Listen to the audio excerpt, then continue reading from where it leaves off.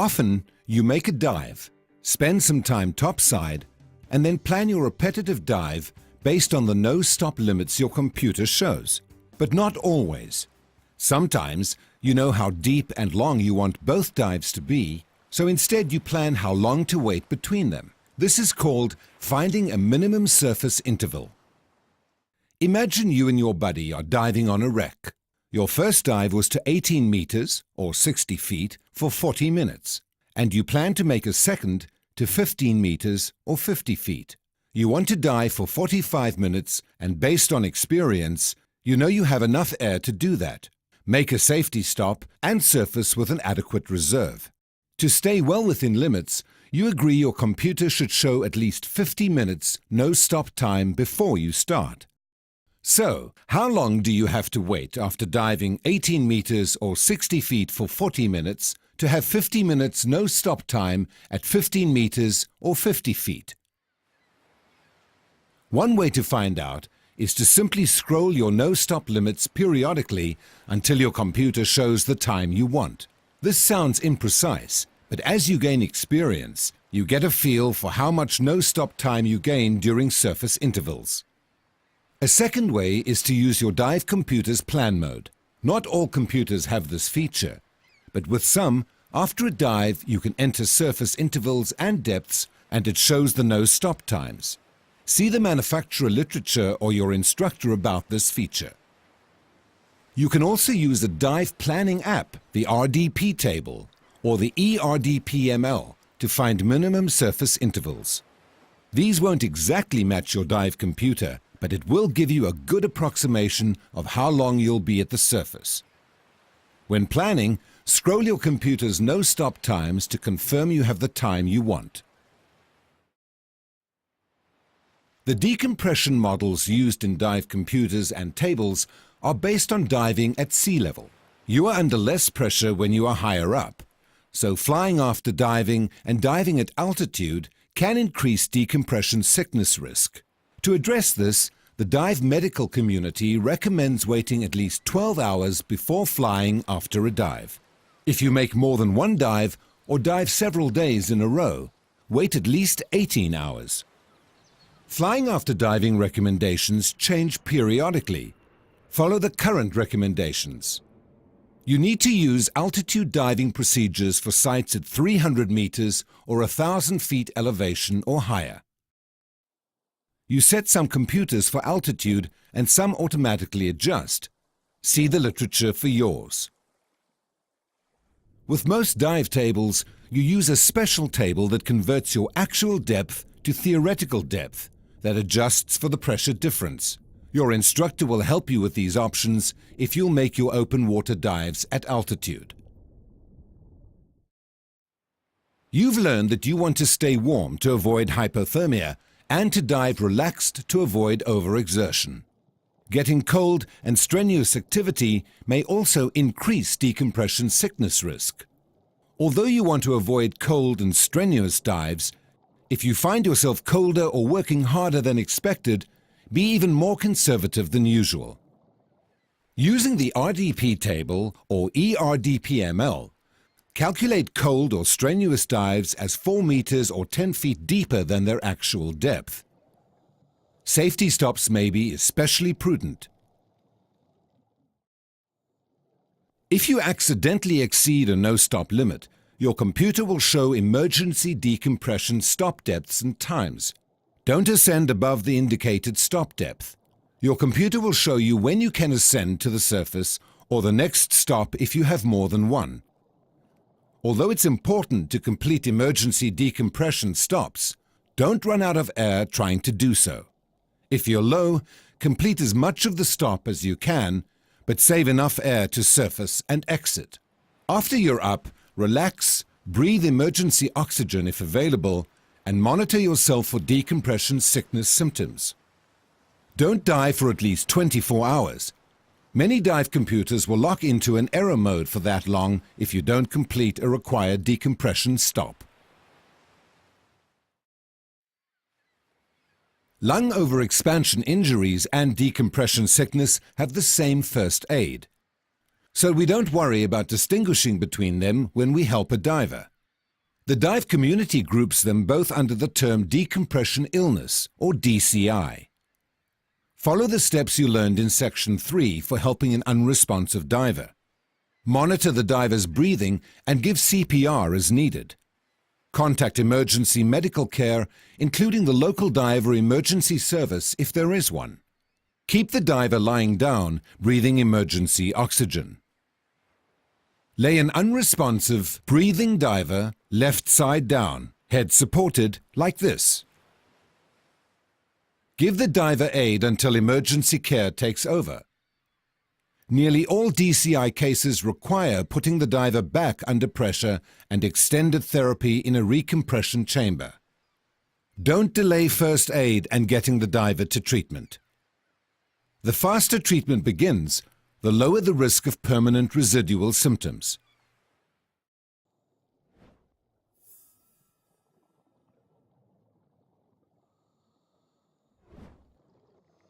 Under pressure, nitrogen and oxygen have an intoxicating effect called gas narcosis. It's not directly harmful, but it can impair good judgment and coordination.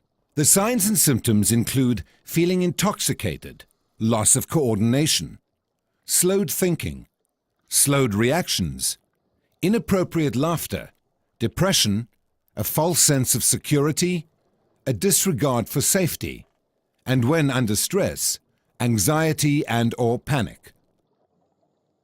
Narcosis affects people differently, but most divers begin to notice it at depths approaching 30 meters or 100 feet. Being tired and the use of drugs and alcohol can make it noticeable even shallower. Diving in cool water, darkness or limited visibility seem to make it more noticeable, while diving experience seems to reduce its effects. Generally, narcosis isn't likely to be a significant issue on dives shallower than 30 meters or 100 feet. If you do experience it, though, ascend to a shallower depth. It usually passes quickly. During your open water dives, you'll practice navigating with an underwater compass. This basic skill helps you save air and know where you are in relation to your exit point throughout the dive. A standard compass looks like this. The north needle or indicator always points to magnetic north. The lubber line is always your travel direction. The bezel rotates so that you can set the index marks over the north needle, and the heading references allow you to record directions. Hold and swim with your compass like this. Level, with a lubber line aligned with your body center line. Look over the compass as you swim with it. For console-mounted compasses, hold it like this. To set it, point the lubber line in your desired travel direction and let the north needle settle. Then rotate the index marks over the needle. Now, keep the needle within the marks and the lubber line in line with your body as you swim. If you turn off course, the needle leaves the marks. Stop, turn back onto course, and then continue. While you navigate, your buddy maintains contact and watches the depth.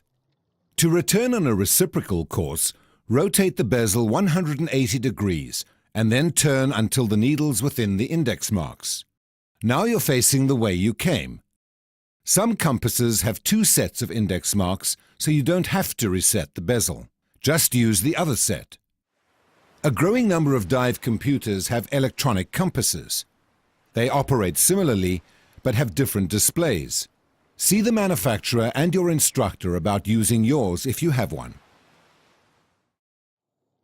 Throughout this course, you've learned about the limits you're responsible for staying within as a newly certified PADI open water diver. Let's summarize some of them. You were trained to a maximum depth of 18 meters or 60 feet, or the actual depth you've reached if shallower. With additional experience and training beyond the open water diver course, the maximum depth for recreational diving is 40 meters or 130 feet. You are also trained to dive in conditions as good as or better than those in which you train, within the no-stop limits of your dive computer or tables. You're qualified to participate in the PADI Advanced Open Water Diver course. Discover local diving program and many but not all PADI specialty diver courses. Ultimately, it is your responsibility to set your limits for each dive based upon your assessment of your skills, comfort level, and the dive conditions. One challenge new divers sometimes face is how to stay involved with diving. The dive community has found 3 things that will help you do this. First, involve yourself in social settings where you can meet other people to dive with. Second, go to different places to dive. And continue to learn by continuing your diver education. It's easy to meet friends to dive with. Start with your PADI resort or dive center. They usually have clubs and activities, so jump in and join the fun. Meet divers online with Scuba Earth and other social sites. Attend local dive shows and invite some of your non-diving friends to become divers. You also meet people through group dive travel. Your local dive operator likely organizes local and distant dive outings, as do dive clubs. With experience, you'll start planning individual trips too. Set training goals. What do you want to accomplish as a diver? Then, take dive courses that take you toward your goals and that interest you. This is another way to meet divers, and you can often package a course with dive travel. It's also been found that divers who invest in their scuba kit continuing diving and get more out of it. This isn't surprising. As you learned earlier, your own gear is the gear you prefer, adjusted for you, and suited to the diving you like. The purpose of the PADI system of diver education is to help you dive safely, but also to help you continue to enjoy diving. It provides a clear path with choices for growing in and enjoying diving in the ways and areas that you want. You may even already be thinking about one day becoming a PADI open water scuba instructor. By continuing your education with the PADI system, you learn new skills, make new diving friends, learn more about different kinds of equipment, and visit new places and dive sites. Talk to your instructor or dive operator about your interests, and visit padi.com regularly for updates and additions to what the PADI system offers.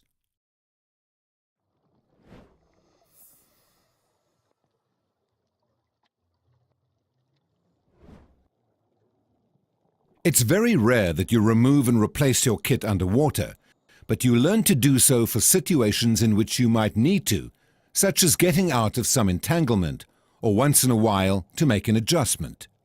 This is one of the few skills where it's important to be negatively buoyant, so find insensitive bottom away from fragile aquatic life. Negative buoyancy in kneeling helps you control your stability once you take your kit off, especially with weight-integrated BCDs. Here's one way to do this, though there are others. With a low to moderate amount of weight in a weight-integrated BCD, or without integrated weights, deflate your BCD completely. If you have a lot of weight in a weight-integrated BCD, you may want to have just a bit of air so you can handle it. After deflating it, kneel with your right knee up like this. Loosen and release the straps, then take the unit off, starting with your left arm. This is important for keeping your regulator in place. Keep your kit upright and don't let go. Immediately stand it on your right knee, close to your body. This keeps its weight where you need it to offset your exposure suit's buoyancy. Keep your right arm partially through the opening to control it. You can completely remove both arms and lay it horizontally on your knee or lap if circumstances require, though you'll need to stand it back up to put it back on. Replace the unit like a coat, starting with your right arm, again so your regulator stays in place. Pull it all the way onto your right shoulder so the weight stabilizes you. It may help to hold the bottom of your cylinder with your right hand and lean forward just a bit. Then slide your left arm in.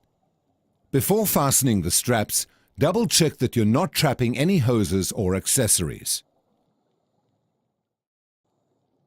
The main reason to remove and replace weights underwater is to adjust your trim or to adjust your weight. Sometimes a weight pouch comes loose or you have some other weight system adjustment to make. How you do this depends upon your weight system. You may remove and replace individual weights, weight pockets, or your entire belt. This is another skill in which negative buoyancy helps. On insensitive bottom, deflate your BCD, then kneel with a knee up on the side from which you're removing weights or the right knee with a weight belt. Remove the pocket or weight and rest it on your knee. Replace it much like you would at the surface. With many systems, it helps to lean back so it slides into place. Your instructor will show you the techniques best suited to your kit. With a weight belt, release it and pull it from behind your back with the buckle side, the left side free, and drape it on your knee, like this. Replace it like this, much as you would at the surface. Remember to bend or lie forward, face downward after you have it in place, so it rests in the small of your back. This takes tension off the buckle so you can resecure it easily. Check for trapped hoses before tightening it completely. Sometimes you have to descend or ascend without a reference that you can see or touch. Follow the same 5-point descent and ascent steps you've already learned, but watch your computer and control your speed with your BCD. To practice this in confined water, ignore any visual clues and reference your buddy and your computer. As you descend, equalize, maintain contact, and adjust your buoyancy. Don't rush. It's easier to control a slow descent than a rapid one. While ascending again, maintain buddy contact. Hold on to each other if necessary. Control your buoyancy and ascent rate. Again, slower is easier. Make a safety stop by hovering in midwater at 5 meters or 15 feet. To practice this in confined water, stop about halfway between the bottom and the surface. If you need to navigate while descending or ascending without a reference, one technique is for buddies to hang on to each other. One navigates while the other controls the descent or ascent depth and rate. You can practice this in confined water also. During the course, you'll make one or more mini dives. Mini dives are simulated dives in which you practice the steps of the actual dive much as you would in open water. Your instructor will have you and your buddies plan these much as you would an open water dive, including your time and air supply limits. You'll conduct pre-dive safety checks and use appropriate entries and exits for water too deep in which to stand. Each mini dive will have specific skills and objectives that your instructor will assign, plus you'll practice the skills you want to with your buddy, play around a bit, and generally enjoy being underwater.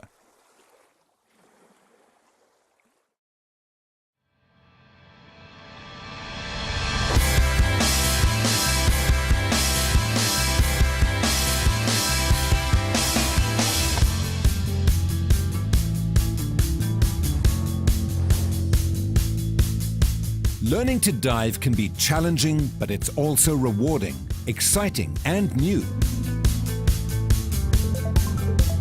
At this point, you've learned a lot about diving, and soon you'll be completing your open water dives.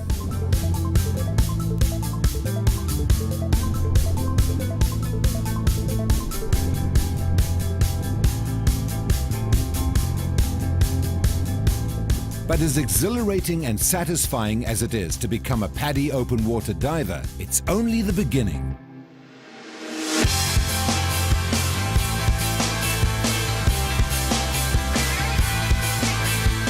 Dive conservatively, follow your training, and keep learning. And a lifetime of underwater adventure awaits you.